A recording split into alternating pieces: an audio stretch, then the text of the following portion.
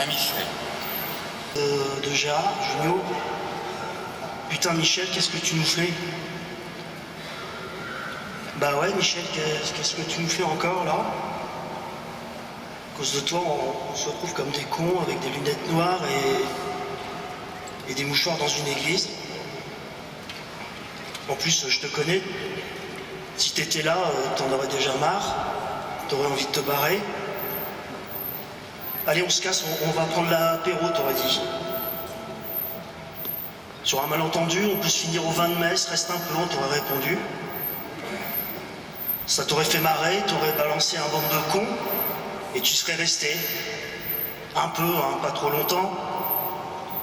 T'aurais fini quand même par te barrer. Tu t'es barré, Michel, mais pas au bistrot du coin. On sait même pas où. Chacun a une idée là-dessus, on se rassure comme on peut. Et moi je me dis que tu dois bien les emmerder là-haut. Surtout s'ils laissent les fenêtres ouvertes. Putain, il y a un courant d'air, vous voulez que j'attrape la mort? Bah non, ça c'est déjà fait, t'aurais ajouté. Pourquoi t'es mort, Michel?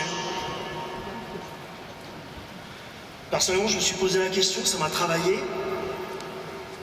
Et j'ai cru un moment que Rama, sans s'en rendre compte, au cours d'une conversation, m'avait donné un début de réponse.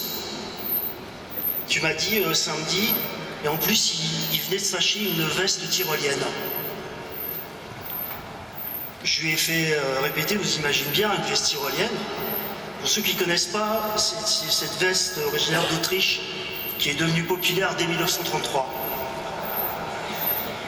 Elle me l'a confirmé d'un hochement de tête qui respirait pas la fierté. Donc Michel, on est bien d'accord, résumons. Tu es entré dans une boutique parce que tu avais repéré une veste en vitrine. Tu as essayé cette veste tyrolienne. Tu t'es regardé dans un miroir avec le vendeur derrière toi qui attendait, fébrile. Tu as conclu que ça t'allait bien.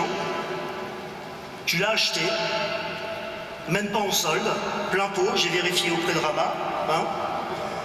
Bon, jusque-là, on est d'accord. J'imagine juste le vendeur qui te regarde partir. Il vérifie bien que tu tournes le coin de la rue, au cas où tu aurais un sursaut de lucidité.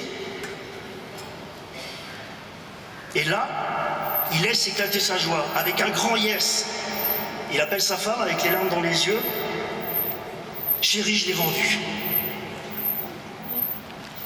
Oui, Michel. Tu venais de t'acheter une veste tyrolienne de ton plein gré. Et donc, ma conclusion, la seule bonne nouvelle de ce qui arrive aujourd'hui, c'est que tu la porteras jamais. Je me raccroche à ça. Tu me manques.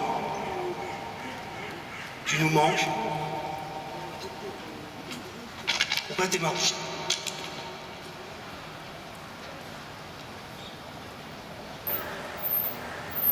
Tel qu'on te connaît, je suis sûr que t'as filé direct dans un paradis urbain.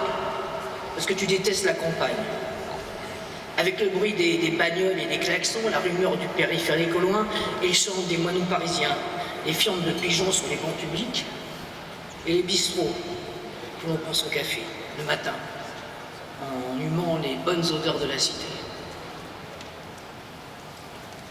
On te souhaite un paradis où les repas gastronomiques sont garantis sans crise de foie, où déguster des litres de grands crus ne donne jamais la gueule de bois. Toi qui as failli devenir pianiste, mais qui, pour notre grand bonheur, est devenu acteur, tu pourras passer tes soirées à jouer Chopin et les autres au piano, en attendant les copains.